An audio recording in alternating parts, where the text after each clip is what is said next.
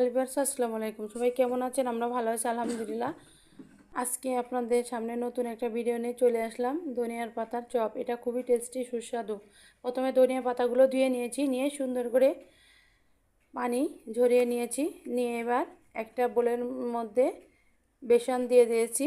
দিয়ে এবার পেঁয়াজ বাটা, রসুন বাটা, আদা বাটা, জিরে বাটা, ঝাল বাটা, হলুদের গুঁড়ো, স্বাদ মতো লবণ, ধনিয়ার গুঁড়ো আর কিছু পরিমাপ গোলমরিচের গুঁড়ো দিয়ে দিয়েছি। গোলমরিচের গুঁড়োটা দিলে টেস্টটা হয় ভালো।